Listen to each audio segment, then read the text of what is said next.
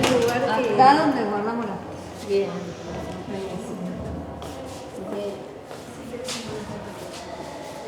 Bueno, dale, a ver. Mirá. Ah, me han puesto ropa. Ah, bueno. Copiadores acá. 42. Ahí está. 42, 42. Bueno. Sí, acá. Sí, pero eso está acá también, ¿no? Eso, sí, todo está acá. Lo que pasa es que estos son como los inclasificables, que no son ni copiadores, que son algunos libros de actas, algunos de cooperadora. A ver, porque había partida de nacimiento, porque yo lo había estado mirando ya una vez. Juana Emanossi. Pero no sé si había quizás boletines. Estudio primario. 17 años. Esa es la partida. De nacimiento. A ver, ¿qué dice? 3 de noviembre de 1917. Mira, Montenegro. Muy bueno que estés. Y acá está la firma de ella. Sí.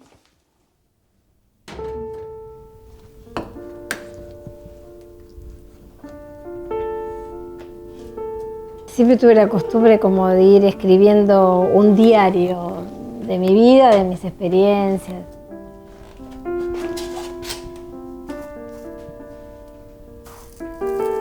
Y estoy escribiendo en realidad las crónicas de la investigación de Normal.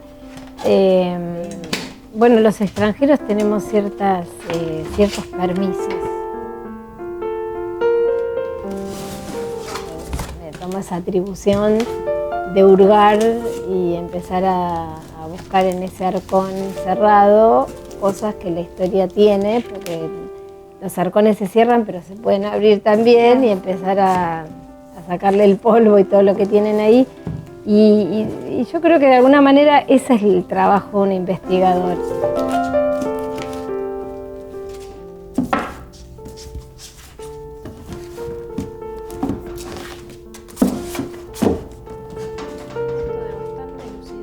Para vislumbrar la verdad de que también el tiempo sufría tropiezos y accidentes y podía por tanto astillarse y dejar en un cuarto una frase.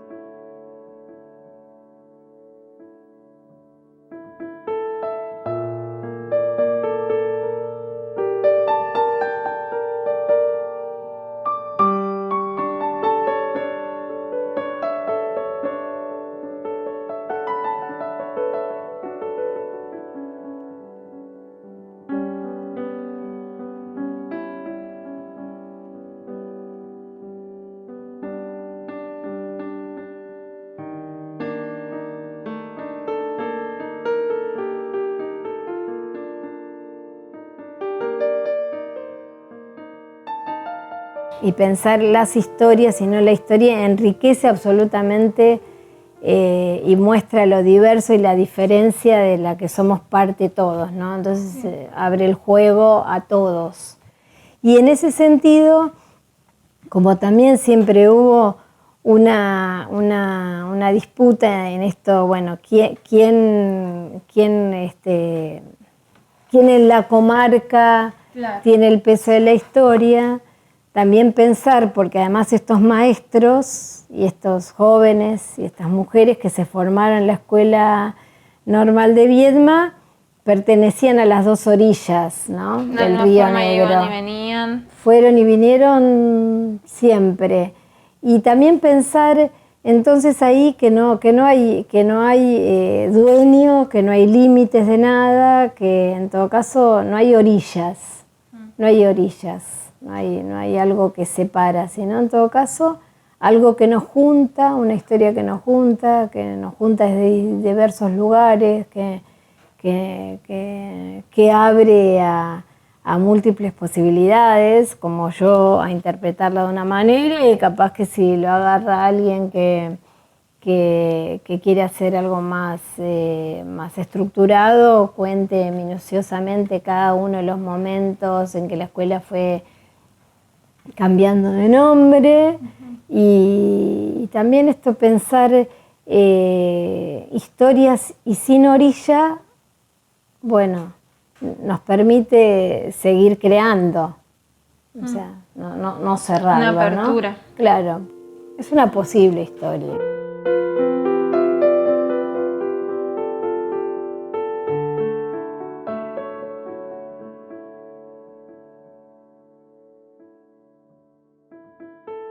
Muchos años después, frente al pelotón de fusilamiento, el coronel Aureliano Buendía había de recordar aquella tarde remota en que su padre lo llevó a conocer el hielo. Macondo era entonces una aldea de 20 casas de barro y caña brava, construidas a la orilla de un río de aguas diáfanas, que se precipitaban por un lecho de piedras pulidas, blancas y enormes como huevos prehistóricos. El mundo era tan reciente que muchas cosas carecían de nombre y, para mencionarlas, había que señalarlas con el dedo.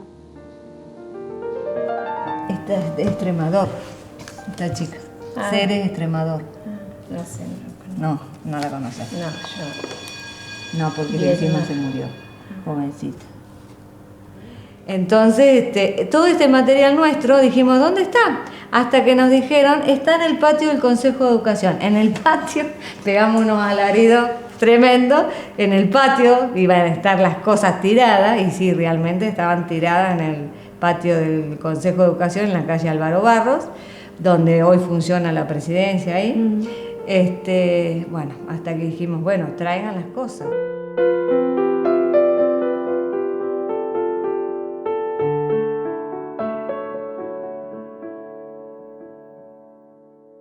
Imaginé que era un material valiosísimo porque yo había estado en el ministerio, en el archivo del ministerio, y lo que me habían respondido es que ellos cada 30 años quemaban todo el material.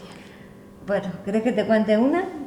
En el, no sé, 2014 estaba, sí, 2000 o 2015, era el último año que yo estaba trabajando en la escuela. Fue ese tiempo que había mucha contaminación de ratas y desratizar edificios y todo eso. Viene de la delegación a pedirme que le entregue todo el material de papel que tenía, porque no podían estar en las escuelas, tenían órdenes de sacarlo y de quemarlo, porque eso era lo que traía las ratas y demás. Yo dije, a usted le voy a dar todo ese material, ni loca, le digo, no, ¿cómo le voy a dar ese material? Venga, ponga cebo, no sé, cajita para las ratas, y cuando se mueran las ratas las sacamos, pero no le voy a dar eso, mira si se lo lleva y se lo quema. Mira, Rebeca. Claro, esto es de examen. Pero este es el Bárbaro. Jacobson, Mirá, pero ¿qué ese es ya... esta foto? Eso en el 70, 69, 70. Mirá la formación militar, ¿no? Siempre estaban los curas en las fotos, eso es fabuloso. Bachiller con Nacional, orientación bachiller, pedagógica. cuando se cierra.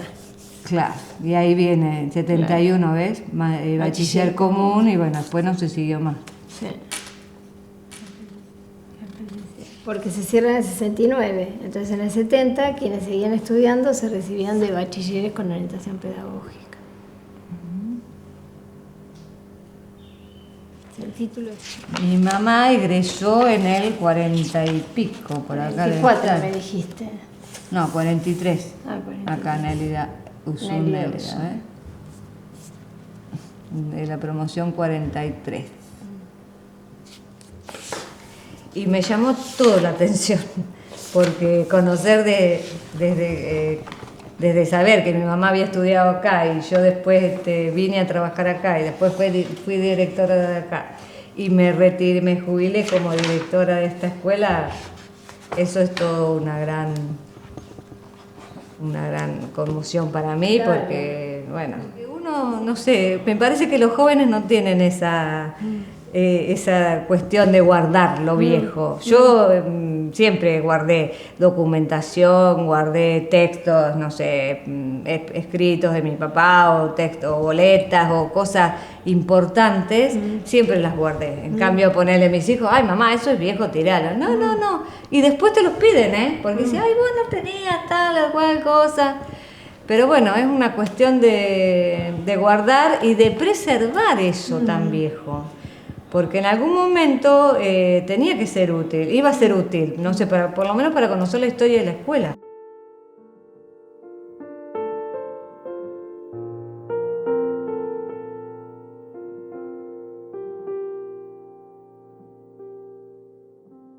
Y en ese ir a andar, me entero que había existido una escuela normal y que había cerrado. Cuando me dijeron que había cerrado, una de las primeras cosas que preguntó fue en qué año, año 69.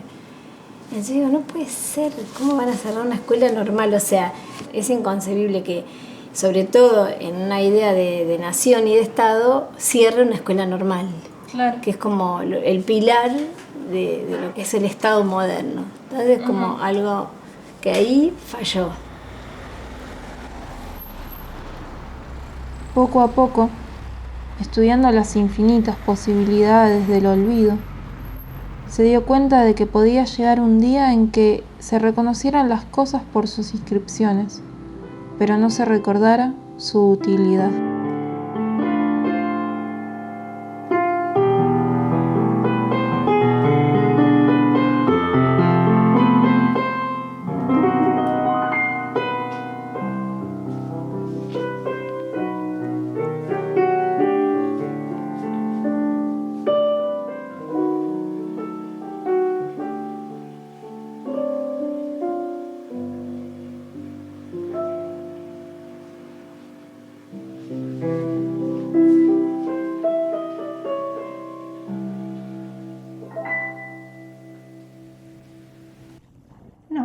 ¿No?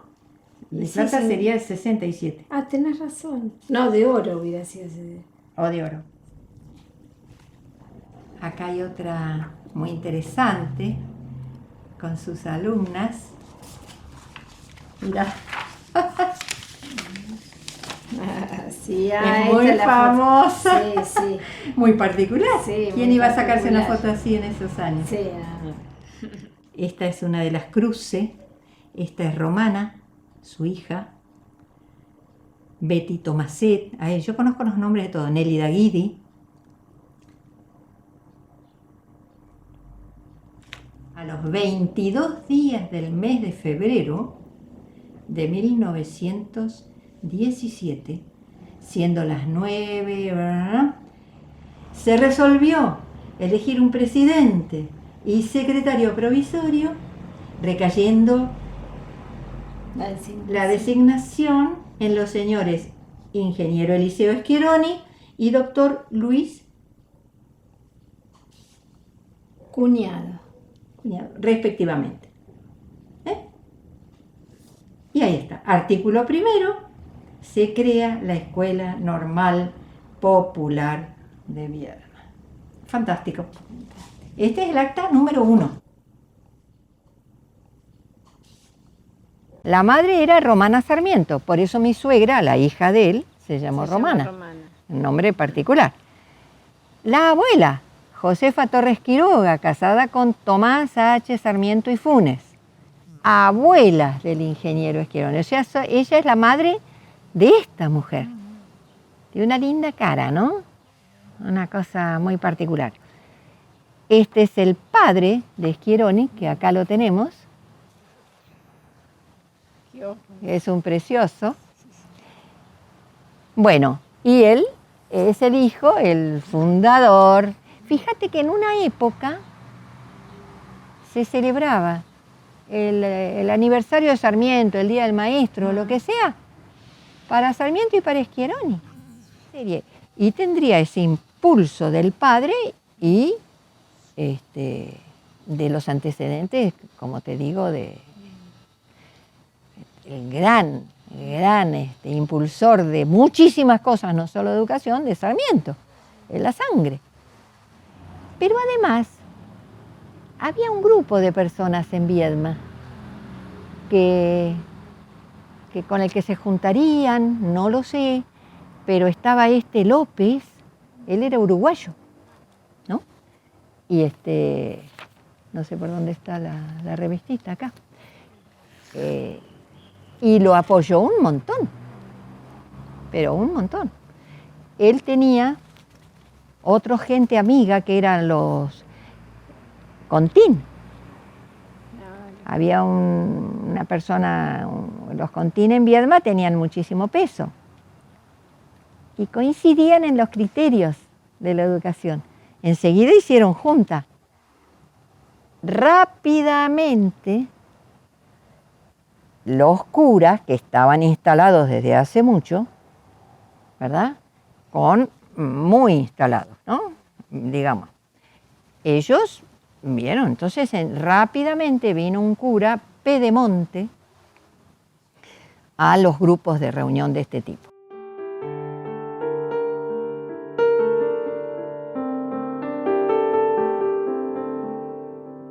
Así que lamento enormemente no poder estar segura de cuáles fueron los movimientos que hubo para que la escuela dejara de existir. Si fue un interés personal, si hubo algo de la institución que después se creó, lo voy a decir porque no lo sé, pero la cosa es que en muy poco tiempo aparece la institución nombrada de otra manera, creada de otra manera, en Patagones.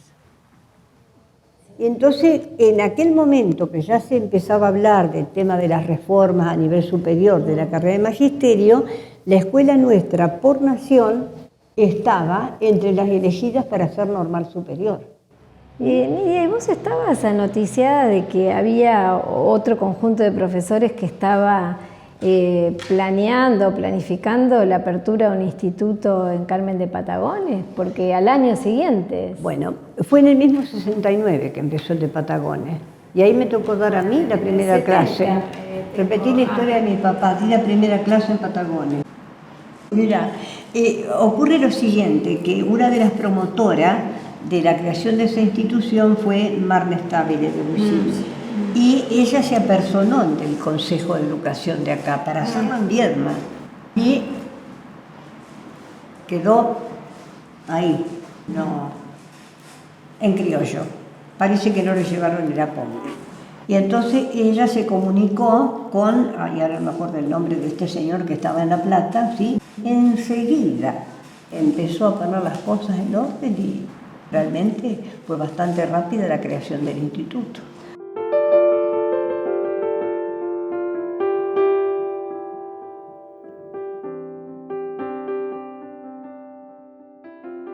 Cuando se crea la escuela hubo una gran respuesta popular, ¿no? Directamente, porque todo el mundo la apoyó e incluso, por ejemplo, cuando se nombraron, los profesores se habían hecho como una comisión académica y otra económica, porque se juntaban donaciones para poder seguir con este proyecto. Y cuando se crea la escuela, que hubo una reyerta por el tema de la educación mixta, ¿no? Que quien propuso la educación mixta fue mi papá. Sí. Y entonces, allí como formaban parte de la gente que había sido convocada también o reunida, un sacerdote, Pedemonte, ¿cómo va a ser mixta? ¿Te das cuenta? Entonces había otro de los convocados, creo que era el doctor Lastra, que él manifestó que si no había confianza la escuela estaba de más. Sí, claro.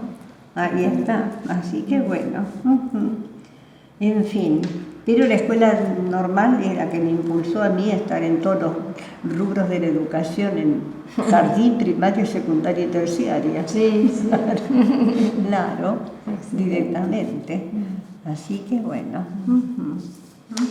¿Y quién les comunica que no y van bueno, a seguir? por nota, claro, sí, claro. Pero en algún momento llega, o sea, vos recibís en algún momento la comunicación de que la escuela no va a ser escuela normal superior, porque vos me decías que había un trámite y había sido elegida. Claro, sí, estaba digamos, no sé en qué nivel de tramitación a nivel nacional me refiero.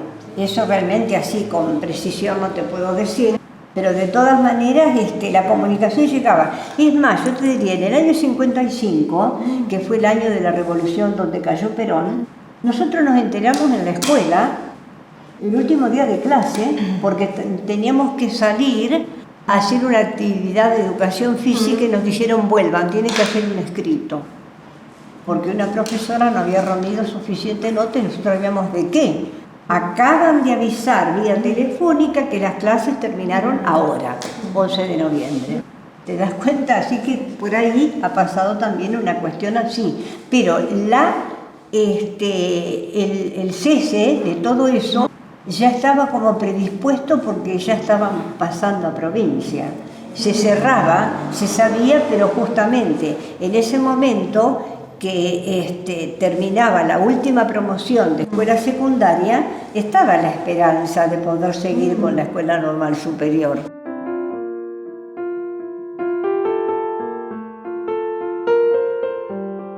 Además, había inaugurado su nuevo edificio después de años de pelear el año anterior. Entonces, y se habían hecho unas fiestas y unos festejos de una semana, porque también coincidía con los 50 años de la escuela, o sea que era un despropósito total lo que estaba pasando. Que es la única escuela normal que no se reconvierte en escuela normal superior.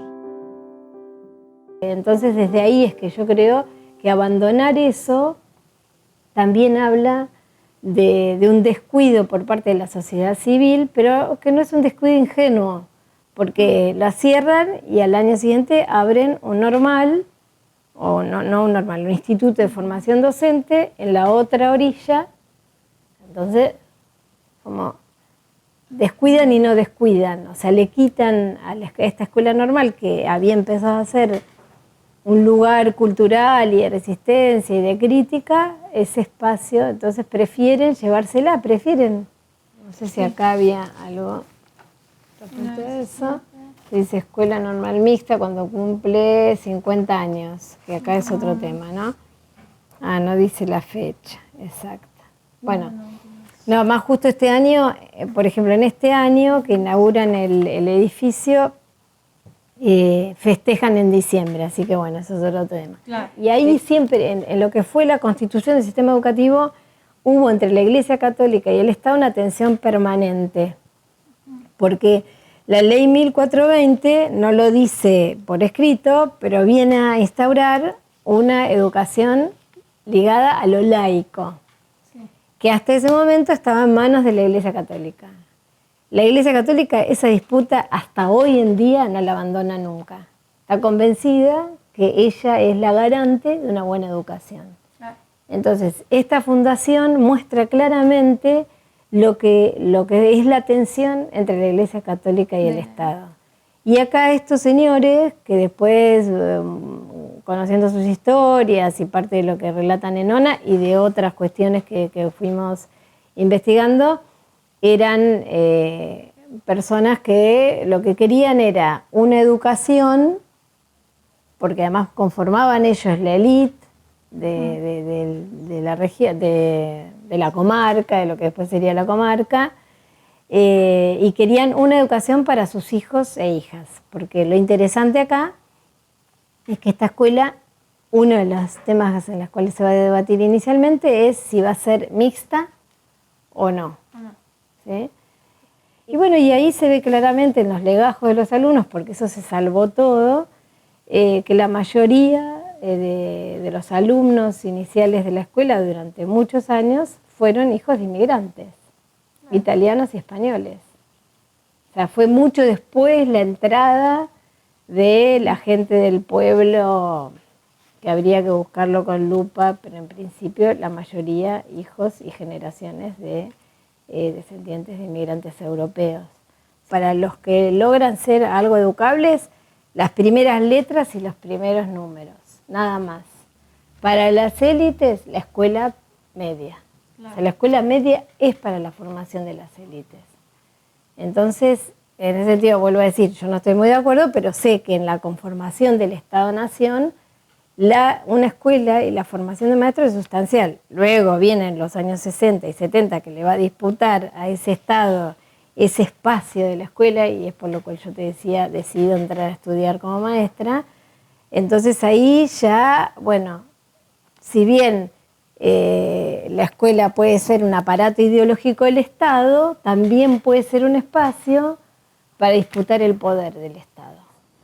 las escuelas normales prioritariamente desde Sarmiento, cuando trae las maestras norteamericanas, hay una idea de esa madre cuidadora, ¿no? De una maestra, eso. De cuidar, sí, de la sí, ternura. sí, de que la mujer tiene que estar ahí para cuidar a los niños, ¿no? Bueno, ese trabajo Rebeca lo va desmenuzando bien a partir de las historias de las mujeres de su familia. Y además porque su madre participa de la huelga del 59. Tomo conciencia de que la calle Roca de Patagones se llama Roca por Roca y la inauguró Roca. O sea que Viedma y Patagones fueron un bastión blanco, ¿no?, de la campaña del desierto. Entonces empiezo a mirar las cosas desde ese lugar. No lo había hecho antes. O sea, con mis 40 años, con mis 10 años de docente universitaria, las carreras que estudié, o sea, nunca había percibido esa realidad que me parece que signa la historia de este pueblo, nuestra historia, ¿no? Haber sido un pueblo, el último pueblo blanco. Y desde ahí todo lo que se tejió. Y entonces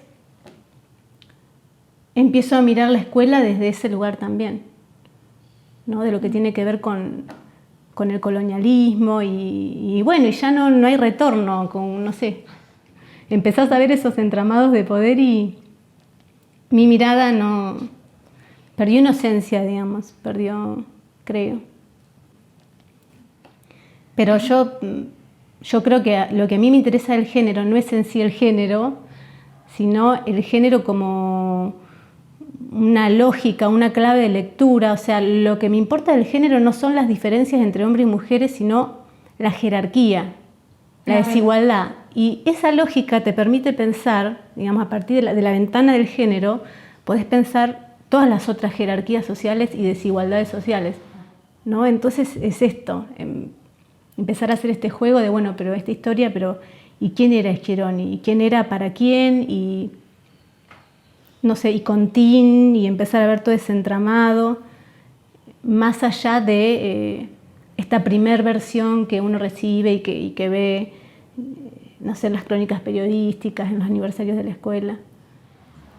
Entonces, digamos, podés pensar la clase, podés pensar la raza.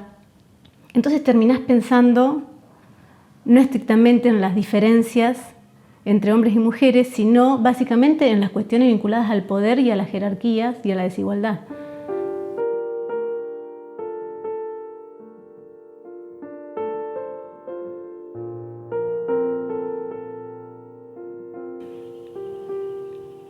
No, una de las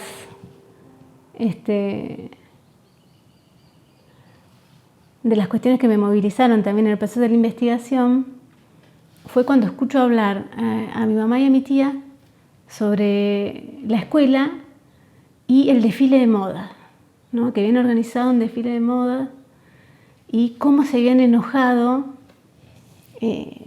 así la dirección y las maestras de la escuela porque se les había ocurrido a las chicas de quinto hacer un desfile de moda en Patagones para recaudar fondos para el viaje de fin de curso en el año 59.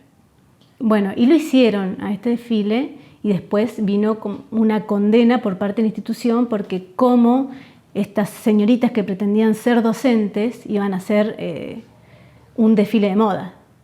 Cuando entrábamos viene la regente con el cuerpo de profesores ahí, y nosotras haciendo fila, se hacían fila porque además teníamos que izar el pabellón.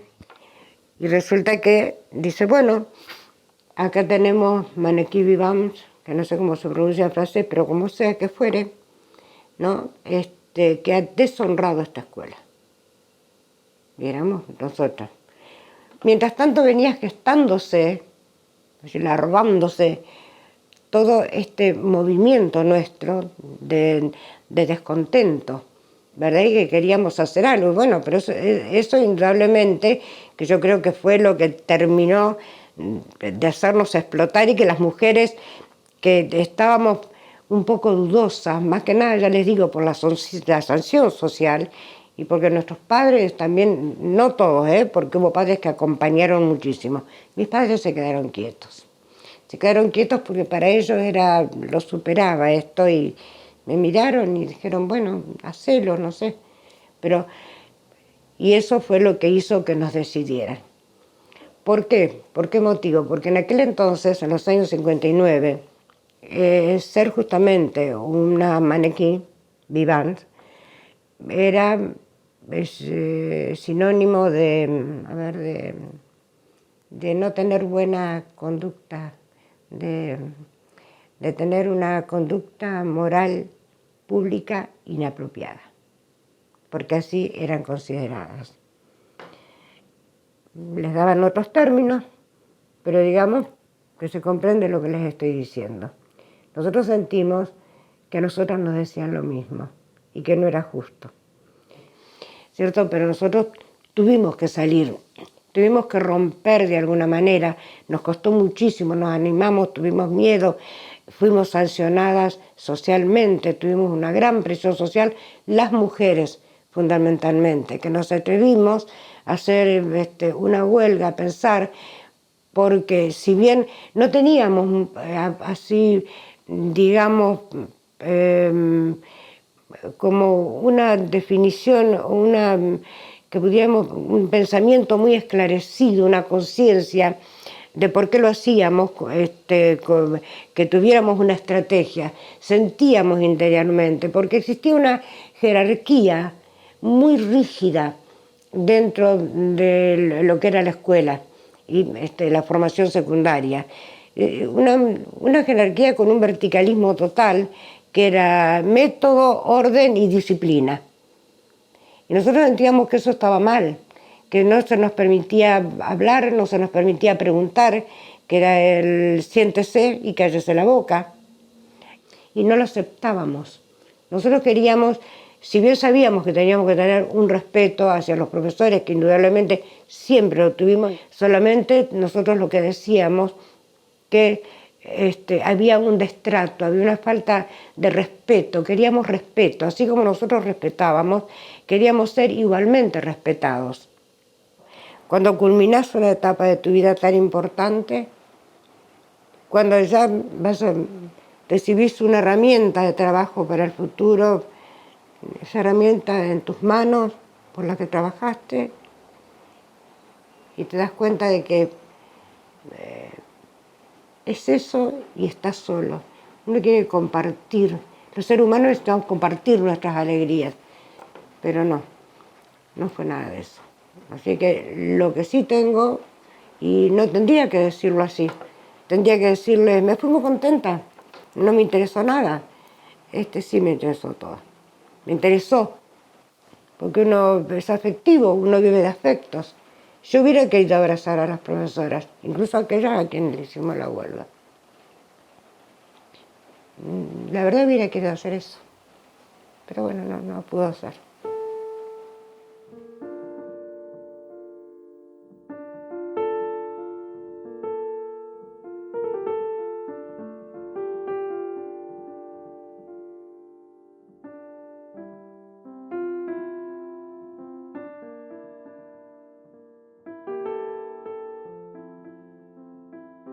Nos preguntábamos, ¿qué hicimos mal para provocar esta reacción? ¿No es cierto? Estaba muy dividido el pueblo. Sufrimos mucho, fue un mes muy, muy feo. Mi hermano más chico iba al Colegio Nacional y fue y volvió enseguida a casa y dice, vos sabés que no nos dejaron entrar al colegio porque parece que han escrito, y en la escuela también. Bueno, a partir de ese momento hubo una división muy grande entre los padres, los alumnos, nos hicieron una huelga muy fea. Nunca supimos por qué. El otro día alguien me dijo, sí, uno que era alumno, dice, fue porque ustedes eran exigentes, éramos 3.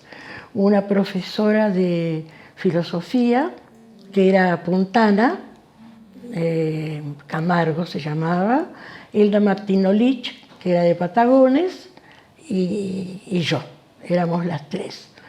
Así que bueno, nos hicieron una huelga, íbamos a dar clase, los que no nos querían en la vereda de enfrente de la plaza, nos decían de todo, Viste, antes por suerte no le pegaban a la profesora, se limitaban a gritarle diciéndole cosas no convenientes, pero golpes no había, eso es algo positivo. Y bueno, entonces me contabas que después de esa situación... se volvió a la normalidad. Ya te digo, los que no quisieron, hubo 2 o 3 que se fueron a San Antonio o a Roca para terminar por miedo, ya te digo, a que nosotros hiciéramos algo en contra de ellos. Que por supuesto nunca pasó nada, ¿no? Y seguimos enseñando perfectamente. Que ya ahí hubo gente que después dijeron que fueron montoneros y ya, viste, empezó a desaparecer alguien. Alumnos del colegio, por ejemplo, había uno que después se recibió de médico en La Plata y desapareció poco después, porque decían que era médico de montoneros. Ya sí, hubo una renovación, vamos a decir, porque antes todo el mundo, de política no se hablaba mucho verdaderamente, pero a partir de ahí sí. A partir de ahí sí, ya se tomaban posiciones, inclusive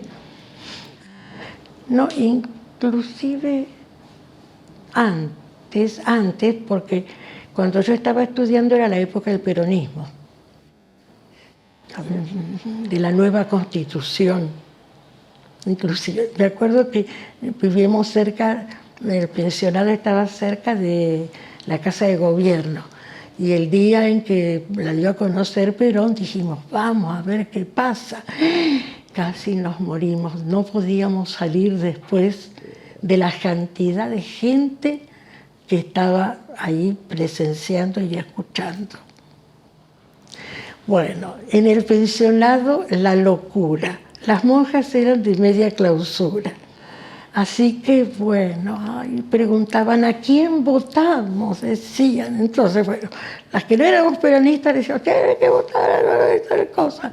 Las otras, no, que tienen que... Mira, llegó un momento en el comedor, a la hora del almuerzo, que nos prohibieron hablar de política y nos leían Vida de Santos para que no habláramos. Y bueno, el día de la elección, por supuesto, fue algo importantísimo para todas.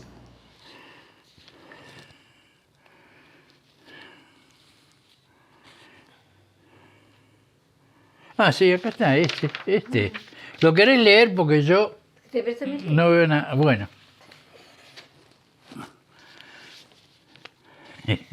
Y el estilo me da risa porque nos lo hacíamos tipo decreto, como si fuéramos de gobierno nosotros. Por la influencia nefasta de esta gente. Bueno, viste, es toda una redacción, yo la veo hoy muy adolescente, ¿no? Es decir, hay partes en donde hay una argumentación lógica y otra parte en donde salta la bronca. Pero cuando termina todo esto considerando, dice, queda decretado y manifestado. Primero, se llevará a cabo una huelga general en los institutos de enseñanza de Viedma, Colegio Nacional, Escuela Normal y Escuela Nocturna de Comercio de esta localidad. Que los ideales que han provocado esta huelga son exclusivamente estudiantiles y no tienen ningún carácter personal ni político.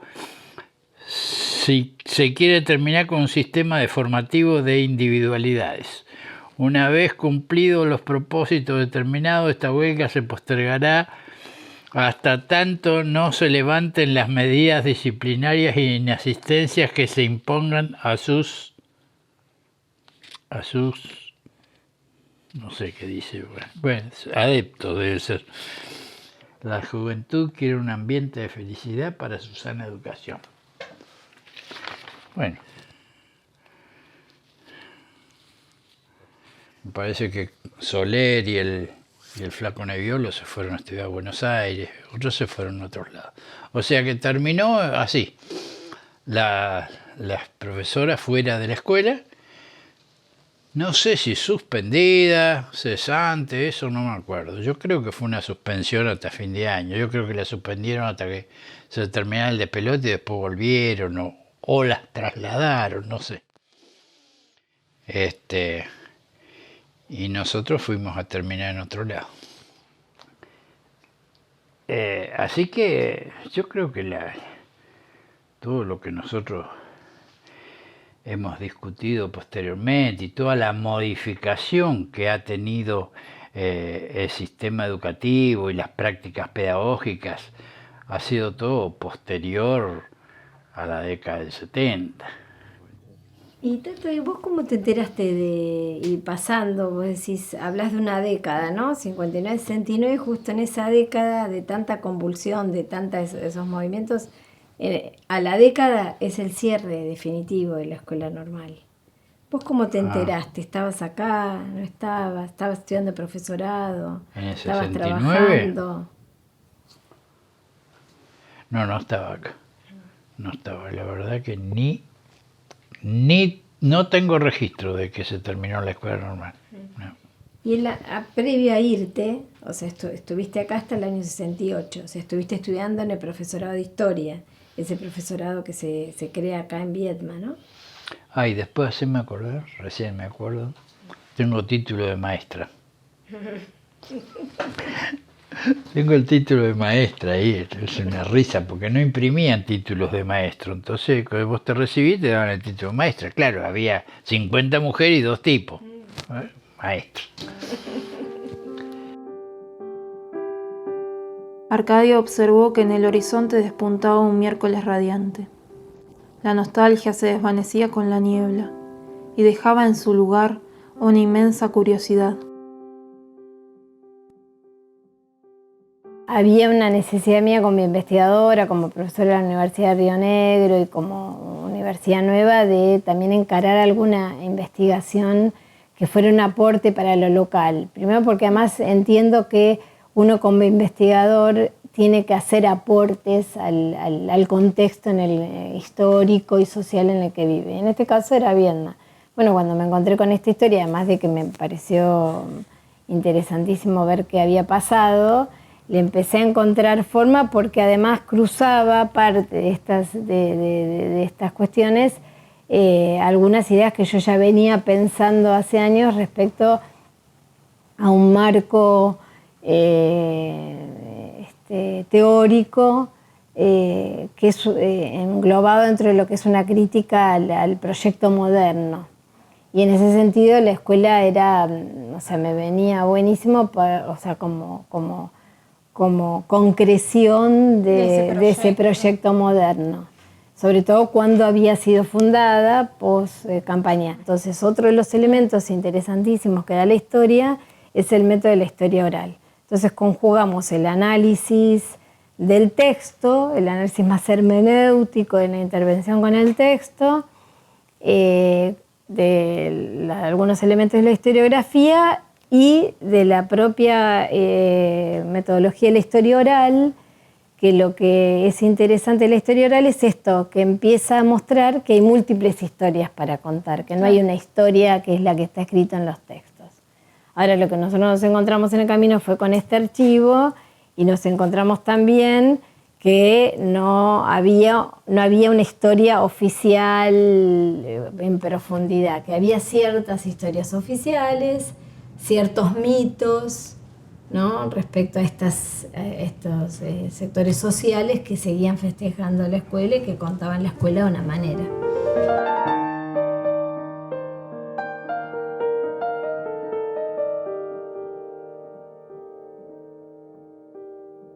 No se podría documentar las razones por las cuales la escuela decide cerrar, ¿no? Así que para mí eso queda en lo que podríamos llamar registro del silencio, ¿no? Yo acá decía, cada testimonio no solo pone en juego la memoria, sino también la reflexión sobre uno mismo. Los relatos son reconstrucción de identidad, testimonian, silencian, olvidan, son acciones de individuos y de grupos que se usan para comunicar o posicionarse socialmente. Y ahí aparece el silencio, diversos modos de gestión de la identidad, el silencio como modo de gestión de la identidad.